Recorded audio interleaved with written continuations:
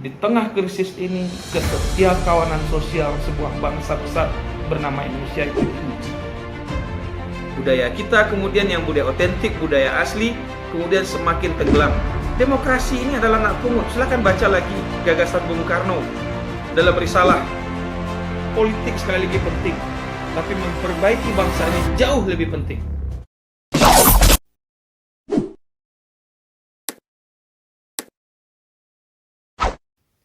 Halo, Assalamualaikum warahmatullahi wabarakatuh. Kita ketemu lagi dalam channel Catatan Otentik Wendo Naldi. Hari ini kita akan bahas tentang tentang parlemen. Betulkah wakil rakyat? Anggota dewan betulkah wakil rakyat? Kenapa ini menjadi menarik kita bahas? Hari ini kita kemudian melihat sering suara publik berbeda dengan suara wakil rakyat kita. Ada publik kemudian mengeluarkan pertentangan atau perbedaan pendapat dengan anggota parlemen atau wakil rakyat kita. Pertanyaan besar kita adalah,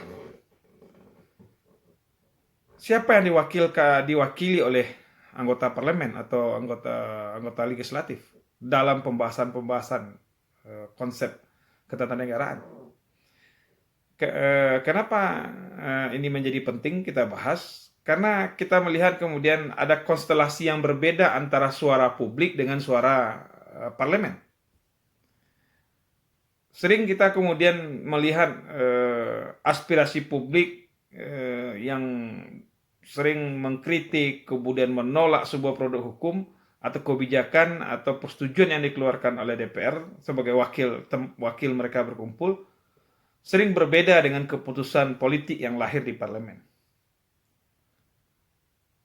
Sementara pada satu sisi kita bicara tentang konsep indirect, ya, tentang konsep keterwakilan, bahwasanya ketika para anggota dewan kita pilih lewat pemilu, mereka adalah wakil-wakil kita, wakil-wakil rakyat, maka secara otomatis, secara notabene, harusnya yang disuarakan di parlemen, baik anggota di parlemen daerah, DPRD, DPRD provinsi, kabupaten kota, termasuk di DPR RI, harusnya adalah suara publik yang disuarakan.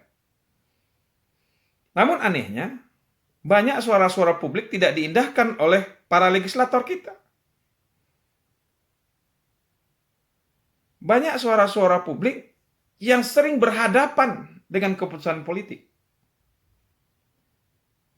Kita melihat kemudian konstelasi politik baik secara daerah maupun nasional, apabila kemudian ada kepentingan rakyat dan ada kepentingan politik partai politik, lebih cenderung kepentingan partai politiknya lebih dominan diakomodasi dalam keputusan politik yang lahir di parlemen daripada suara publik yang menginginkan sesuatu hal.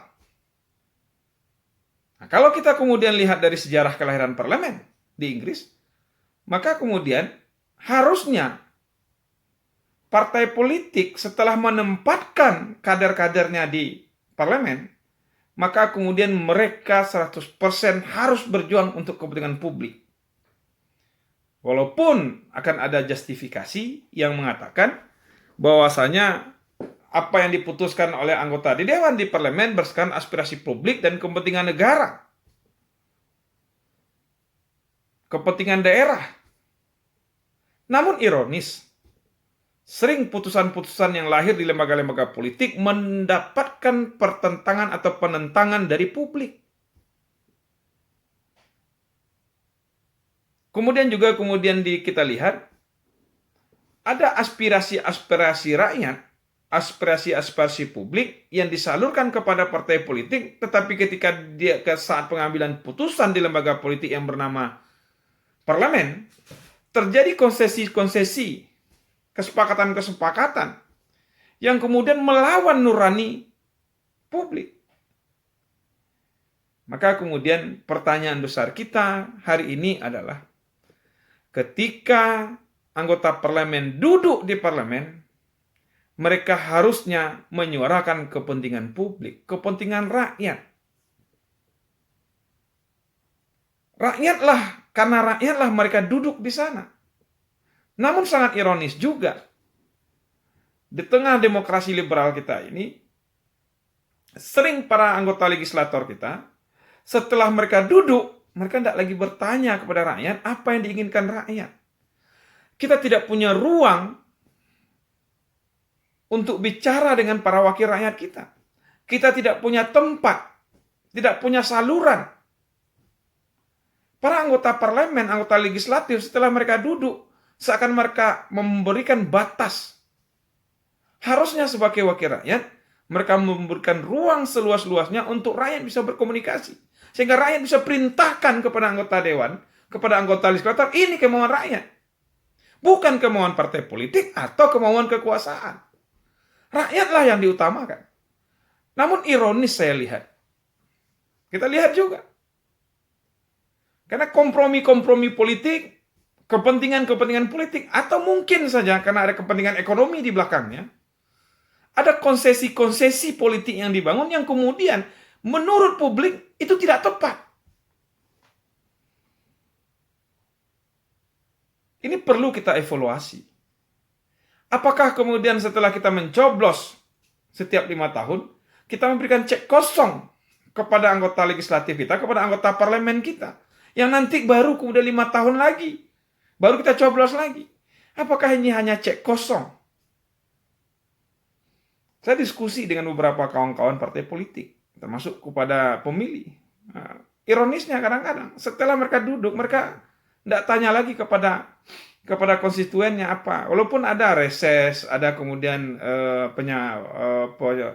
pengumpulan aspirasi. Tapi sering aspirasi itu tidak sebangun dan sejalan dengan apa yang diinginkan publik. Maka kemudian dalam catatan otentik ini, perlu kita kembali memikirkan tentang konfigurasi ketatanegaraan kita, tentang parlemen dan pertanggungjawaban parlemen. Bagaimana kemudian anggota parlemen itu bertanggung jawab dan menyuarakan kepentingan publik. Walaupun resikonya dia bertentangan dengan aspirasi partai. Ingat, anggota dewan, anggota legislatif yang duduk di parlemen, mereka adalah wakil rakyat, bukan wakil partai politik. Maka yang harus disuarakan adalah suara rakyat, bukan suara partai. Partai hanya sebagai kendaraan, sebagai syarat calon mereka mencalon dalam pemilu. Harusnya setelah mereka terpilih, mereka lebih mengutamakan kepentingan rakyat. Dalam status Facebook saya buat, kepentingan kadang-kadang membuat orang-orang cerdas menjadi bodoh. Saya berdiskusi dan bercerita, curhat dengan ada beberapa anggota legislatif. Kenapa tidak bicara, Bang? Ya, dia bicara teori begini-begini, kenapa tidak bicara di parlemen? Ya katakan, kebijakan partai begini. Satu. Yang kedua, ada kemudian anggota legislatif daerah, kemudian kenapa tidak bicara? Kan tidak pas. Yang mubazir kita bicara. Toh kalah juga, kita minoritas di fraksi di dewan. Yang penting suarakan suara publik. Yang penting rakyat publik ingin mendengar suara wakil rakyatnya tentang kebijakan yang menyangkut publik. Kita tidak ingin. Kenapa ada anggota lembaga dalam konsep tugas politika, ada legislatif. Selain tugasnya adalah membentuk peraturan perundang-undangan, dia juga mengawasi, controlling, kemudian budgeting. Maka harusnya kebijakan-kebijakan menyangkut publik harus dibela. Dan kebijakan-kebijakan yang merugikan publik, mereka harus tentang dan mereka harus batalkan. Itulah fungsi legislatif. Ini menjadi renungan kita. Bagaimana ke depan anggota legislatif kita independen dalam mengambil sikap, kemudian ada mekanisme pertanggungjawaban publik kepada anggota-anggota dewan terpilih, agar rakyat bisa mengontrol wakil-wakil rakyatnya. Toh tidak kemudian setelah mereka dilantik, mereka terpisah dan menjarak dari rakyat, tetapi rakyat punya mekanisme mengontrol wakil-wakil rakyatnya. Tidak hanya kemudian pemerintah bisa mengontrol, tidak hanya rakyat hanya bisa mengontrol pemerintah, tetapi rakyat pun harusnya bisa mengontrol keputusan-keputusan yang dilahirkan oleh lembaga politik. Betulkah sesuai dengan aspirasi rakyat? Kenapa? Karena sekarang ini demokrasi semakin liberal, demokrasi semakin membutuhkan biaya yang besar, demokrasi butuh rente, takut-takutnya pemilu hanya legitimasi bagi orang-orang serakah untuk menguasai kekuasaan. Kenapa? Karena di belakangnya ada funding, ada cukong yang kemudian membiayai para calon anggota legislatif kita dengan politik yang berbiaya mahal ini. Maka perlu kita evaluasi mekanisme pemilu kita, pemilihan anggota legislatif kita yang efektif, murah, kemudian betul-betul mampu menyuarakan suara publik. Sekali lagi saya tawarkan, saatnya kita berpikir kembali kepada demokrasi otentik, demokrasi jati diri bangsa Indonesia. Sekian, Assalamualaikum warahmatullahi wabarakatuh.